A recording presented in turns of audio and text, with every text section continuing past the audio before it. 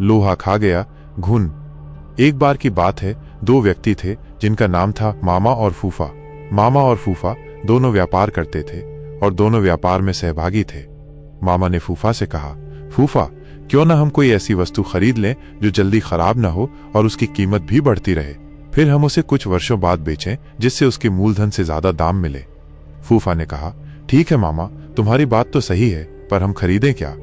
उन्होंने आपस में राय मशवरा किया और लोहा खरीदने का निर्णय लिया। दोनों ने बराबर रुपए मिलाकर लोहा खरीदा।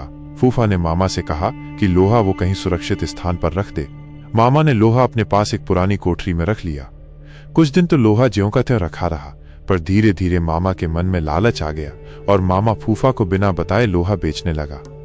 काफी दिनों बाद फूफा मामा के पास गया और बोला, मामा आज लोहे का भाव काफी बढ़ गया है, जल्दी से वो लोहा निकालो, हम इसे बेच कर आते हैं। इस पर मामा बोला, फूफा लोहा तो अब कबाड़ घर में नहीं है, क्योंकि लोहे को तो घुन खा गए हैं।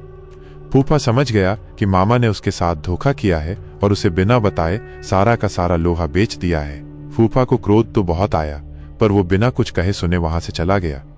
इस घटना के कुछ दिनों बाद फूफा मामा के पास आया और बोला, मामा मैं एक बारात में जा रहा हूँ, बड़ा अच्छा इंतजाम है, अकेला हूँ, चाहो तो अपने लड़के को साथ भेज दो, उसकी भी मौज हो जाएगी और कल सुबह तक हम वापस भी आ जाएंगे। मामा बोला, क्यों नहीं, बेशक तुम मेरे लड़के को अपने साथ लेकर जाओ, और हाँ इसे बारात में अच्छी तरह खाना वाना खिला देना। फूफा बोला, ये भी भला कोई कहने की बात है मामा, तुम निश्चिंत रहो। इस तरह 2 दिन बीत गए।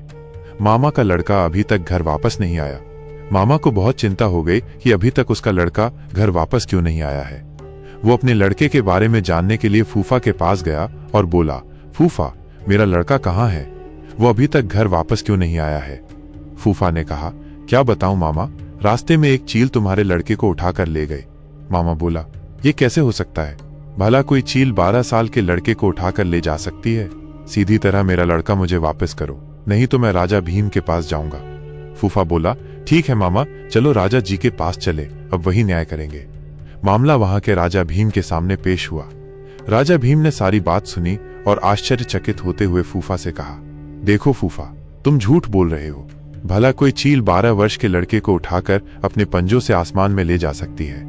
इस पर फूफा ने उत्तर दिया, कथा कहूं कथावली, सुनो राजा भीम, लोहा को घुनन खाए तो लड़का ले गया चील।